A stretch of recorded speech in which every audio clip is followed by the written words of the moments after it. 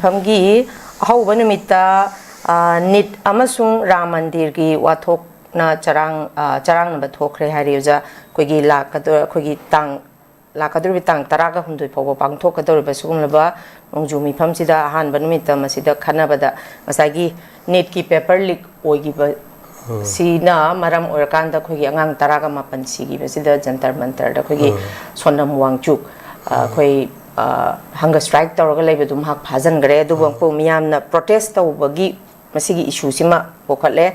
adu da natana koigi Ram Mandir sagi wathokta charang na bathokre haji masida miyamna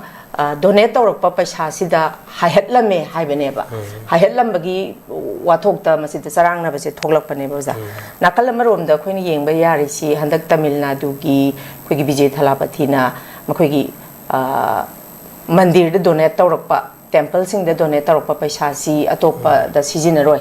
only ishorga mari leina ba temple saba khotpa adu khakta da sijina gani haiba su lauthoki koza adumak pu khoigi masida kari haini Ram Mandir sabagi miyamna donate tawrakpa paisa bong naronda haihatlambagi potni hojik akhoi masida thoise aduki matik hojik paliba lengaksi khoigi BJP gi manipur da su khoi BJP ni ada su BJP ni adumak pu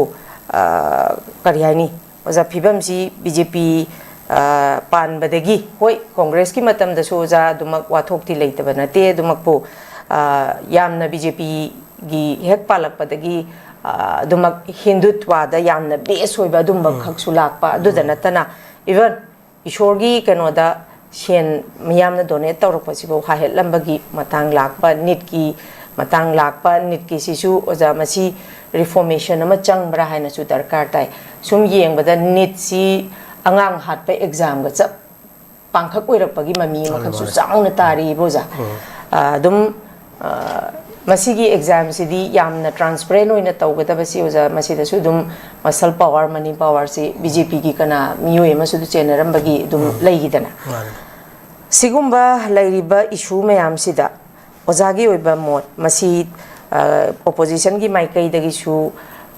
hariba nitki da laigidaba ngangsing amadi thoiba issue sing matangda paliba NDA gi lengak sina tekchak khudingmak pugadabani habagi statement ama khaksu ngarangi pauche singi maruiba headline da dumak phongdokibani masigi matangje ozagi oiba moti kari kaman thambini ma yam toina dum haira la tawriba kana Bharat की मपान democracy मनूंगदना अखोई वातु violence लेदना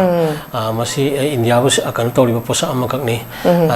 यानी मपान की लेबाक उहंदना होनाबदा अवाब कया government थेंगरी पोलमनी कनोनी democracy largest democracy हाइरकांदा लमदम सिदा मसागी arm forces special powers 1958 की थमजलगा तादागुंबा थमजलगा अदगी उपागुंबा थमजलगा NSA गुंबा पालकाना मियो ma'am दिल तोबा लेबा अमनी को अदुना सी अकोई ओपन सेक्रेट नि अदुना होजिक लेरिबे हाइरु कनो सी क्वेश्चन अनि नि अमना कनोनी क्वेश्चन अनि समदना अदुम लाइमिना बदुनी अमना एजुकेशन नि अमना रिलीजन नि पूरा भाग नि को तसेंगना हारिबा कनो म्याम से अदुबु कमयामदी कन लाइग मई लेनबनी रिलीजन दुने हेना अमरु होयना लौरपसु याय तबुदि अनोबा मिरोन सिंगी वखंता जेनजी हाइबा तारे को मई लाइबा कनो सिगी मिरोन सिंगी कनो कांसेप्ट दि रिलीजन की कांसेप्ट से एजुकेशन दे फंगपा मयाम दुना कांसेप्ट मागी शेप तोर कदो बनी मागी इंफॉर्मेशन नॉलेज दगी मागी वरिबा कनो मयाम लेदना साइंटिफिक प्रोसेस मयाम जुना दना मागी माइंडसेट से होई सेंस तोर कदो बनी सिनी अदुना हारिबा अनिमक तिन चाबगी वाबुनी मनी अकरमनी खुनाई की पिलर ओरिबा याना मपुंग ओइबा रिलीजियस पर्सपेक्टिव ता कोई सेक्युलरिज्म दि हारा कांदा याथि थिना कोई थोइदने को कोई सिदेदा कना साइगी मानव थागी कनो लेतबा कोई एम्पायर संतोपगी इंपेरियलिज्म की ओइबा कांसेप्ट बेस ओइबा रिलीजन की मसक सोदम उरिदने को अदुना लाइगी मिंगदा पैसा साबा हाइबसिमक लाइदुना सिलिब्रा नत्रगा लाई लेती है ना define तौदुरीब्रा haiba question duni akoida phangi badi laisi labor laitabra haiba question duni lairagana ngasai gi kari kari damakta magi da maming da laka paisa mayam mina sayar ngayan tawraga lehalibano haiba duni aduga amadu hoi matam khara leibani soidana dandi phangkani haiba duna amani aduna sai haribi ishor gi mingda paisa kan lauthokpa matawba haiba se masi